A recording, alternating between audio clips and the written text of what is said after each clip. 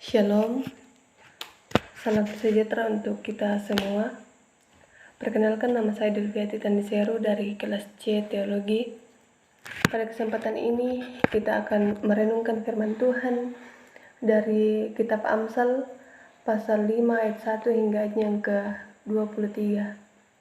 Sebelum kita merenungkan firman Tuhan, mari kita meminta kekuatan dalam Tuhan. Kita berdoa. Allah Bapa di dalam kerajaan surga, sungguh besar kasih setiamu Tuhan di dalam setiap langkah kehidupan kami. Terima kasih Tuhan, Engkau masih memberikan kami kesempatan. Saat ini kami akan merenungkan sebagian daripada firman-Mu.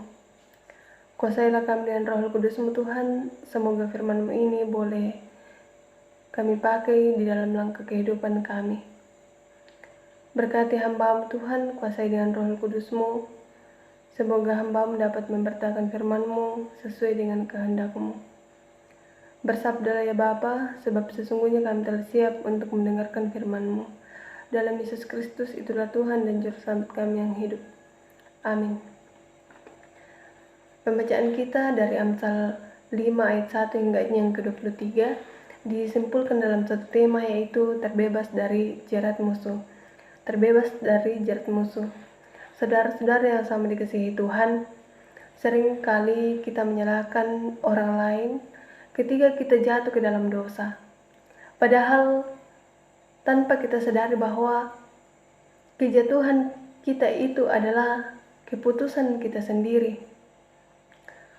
Mungkin ada yang menggoda dan berusaha menjerat, tetapi kalau kita tidak mau, maka tidak ada satu kuasa pun yang bisa memaksa kita untuk jatuh ke dalam dosa. Memang tidak ada jaminan bagi kita untuk tidak jatuh ke dalam dosa, tetapi kita tidak tinggal di dalam dosa. Lalu bagaimana cara agar kita lepas dari jeratan musuh? Ada 3 cara yang dapat kita lakukan untuk terbebas dari jerat musuh. Yang pertama, kita harus menjauhkan diri dari jerat itu. Ketika kita tahu bahwa itu adalah perbuatan yang tidak baik, maka kita harus sadar dan kita harus menjauh. Orang yang jatuh karena berhadapan dengan sesuatu yang menjatuhkan. Jadi, kalau kita tidak mau jatuh ke dalam dosa, bersalah untuk menjauh dari apa yang membuat kita bisa jatuh. Dapat seperti dalam ayat yang ke-8. Tidak ada satu orang pun yang terlalu kuat untuk tidak jatuh ke dalam dosa. Kalau kita tidak ingin jatuh ke dalam dosa persinahan, maka jauhilah tempat-tempat persinahan itu. Yang kedua, kita harus bersyukur dengan apa yang kita miliki. Biasanya orang mulai terjerat karena menginginkan sesuatu yang bukan miliknya sendiri.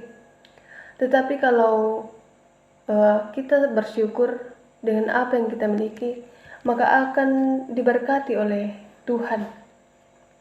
Dalam ayat 18 sampai ayat yang ke-19.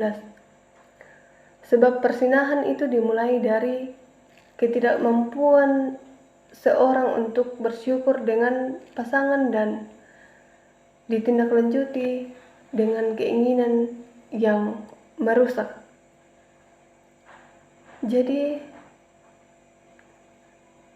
bersyukurlah dengan pasangan Anda, maka Allah akan mengaruniakan sukacita untuk menikmatinya. Yang ketiga, kita harus menyadari bahwa Tuhan selalu mengawasi kita. Kita harus menyadari bahwa Tuhan selalu mengawasi kita. Saudara yang sama dikasihi Tuhan, kita tidak akan pernah mencoba untuk melakukan sesuatu yang berdosa kalau kita tahu bahwa Tuhan mengawasi setiap langkah kehidupan kita, seperti dalam ayat 21.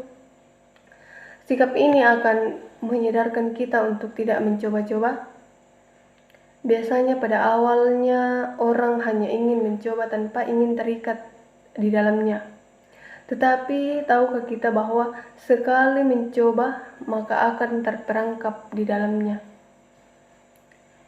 Tetapi orang yang mengenal Tuhannya, orang yang mengenal Tuhan tidak akan pernah sekali-kali untuk mencoba berbuat dosa, karena mereka sadar bahwa setiap apa yang kita lakukan, setiap langkah kehidupan kita, Tuhan selalu melihat kita.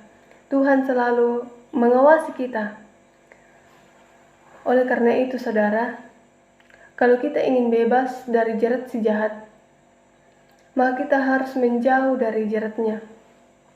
Kita harus bersyukur dengan apa yang kita miliki, karena sehingga tidak berpaling dari apa yang bukan milik kita.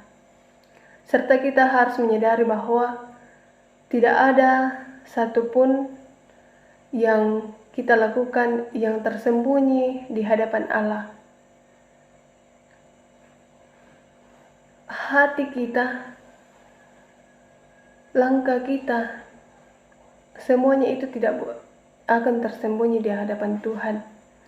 Untuk itu, ketika kita ingin bertindak melakukan sesuatu, marilah kita menyadari bahwa Tuhan selalu mengawasi setiap langkah kehidupan kita. Terpujilah Tuhan. Amin.